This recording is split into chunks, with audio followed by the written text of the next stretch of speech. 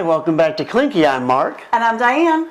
And today we are taking a look at Rhinegeist Truth IPA. Yes, so this is a 7.2% alcohol.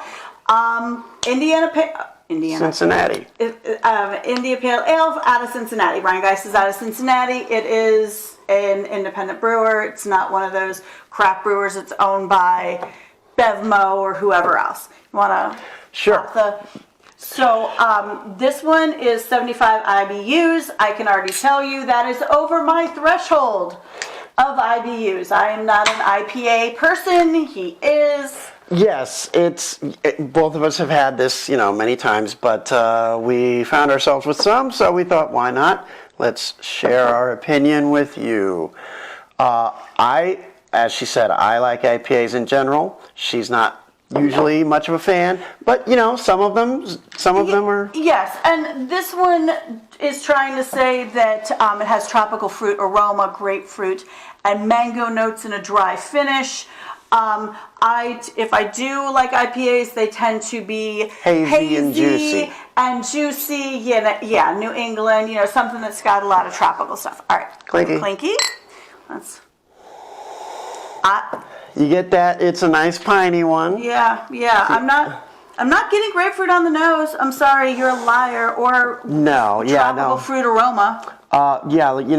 Maybe a little bit of mango on the nose at the very end. Some of the IPAs, some of the more potent ones, have a very piney smell. This is one of them, and if you don't go for that, you're not going to like this. No. I tend to like it. So, let's give it a shot. Let's give it a shot.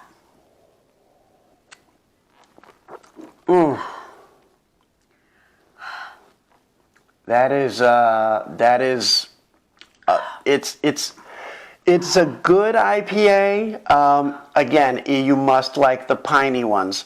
It's got kind of an aftertaste that's not great. Like it's sort of this bitter note at the end. Yeah, I mean, it is. I'm definitely walking through a forest and just picking things off of the tree to eat. That's what it is. That's what it is. There's no fruit in here. There's no fruit. No, I don't.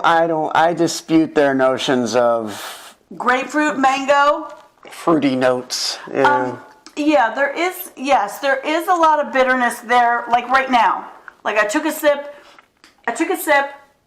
It's gone. But there's that. It's not even the finish. It really is what's lingering in my mouth after. Right.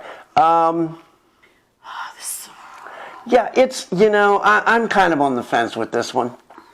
It's a piney one, which I like, but it just has these aftertastes that I'm not a big fan of, and in general am not a Rhinegeist fan. And that's where he and I will disagree. But I like the stuff that he does not like, as we've mentioned many times before, all the fruity bullshit. So, I'm sorry, fruity BS. Now I gotta beep it. But, all the stuff like their bubbles, their ciders, that stuff to me is delicious. They do a really good job with that kind of stuff. Is this... I mean, it's, to me, stronger than a normal IPA at 7.2. That's pretty hefty. It's potent. You knock back a couple and you're going to feel it.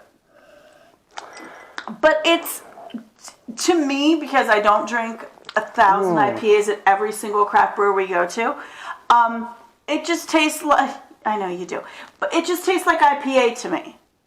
You could do worse. We've done worse. Yes. Yeah. It's an average definition of an IPA, I would say. It's not amazing, but It's not awful.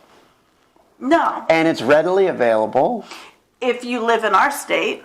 Oh, I'll bet Rhinegeist is spread out from Ohio.